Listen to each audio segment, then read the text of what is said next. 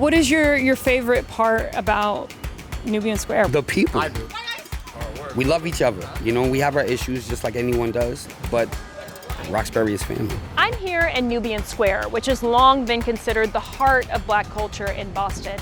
More than half the residents here are Black. Now, it's been a big year for Black Boston, beginning with the unveiling of the Embrace sculpture on Boston Common and the NAACP convention in the Seaport.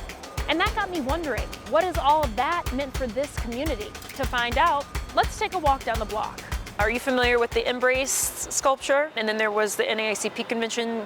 What did you make of those in terms of what it did for Boston's Black communities? It did bring more activity to downtown Boston, but we need more Black-owned businesses in the Dudley area. Black people don't live down there, so why would you put that statue where all the white people from? I'm grateful for the art, but maybe you can use that for a subsidy for people to be able to stay in their communities. Robert George, executive director of Roxbury Main Streets, says he's heard similar thoughts. We know that this has been a big year for Black Boston. What has that meant for the vitality of Nubian Square? Overall, those are all excellent projects. However, part of what my job is to walk the streets and listen to the business owners. And I heard basically from 90 to 95% of them that, for instance, the NAACP conference had no effect on our community. And it was designed for, some put it, elite Boston.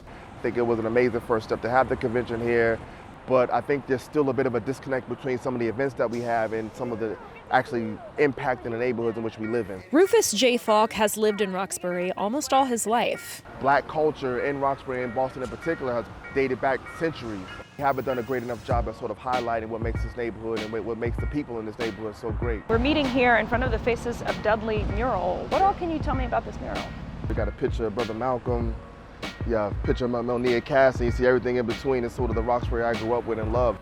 You look at it now, there aren't as many stores, it isn't that much activity,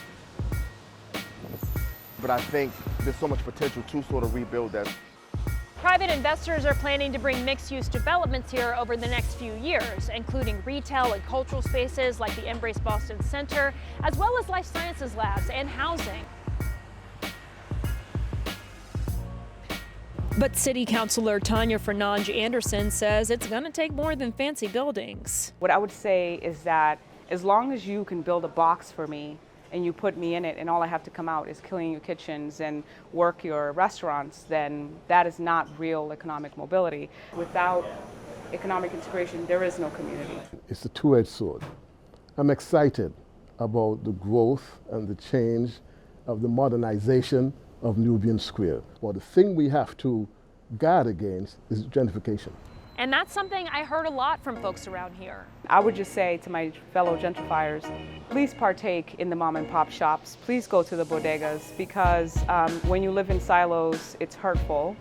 But everyone I spoke to can agree on this. Celebrating Boston's Black culture means investing in the neighborhood at its center. How do we bring the sort of traditions that made Roxbury what it was, sort of update them so now we can sort of expand upon it and make sure that it's like the culture hasn't died and we can sort of build upon it. And if you want to be part of this conversation, be sure to drop us a comment and don't forget to like and subscribe.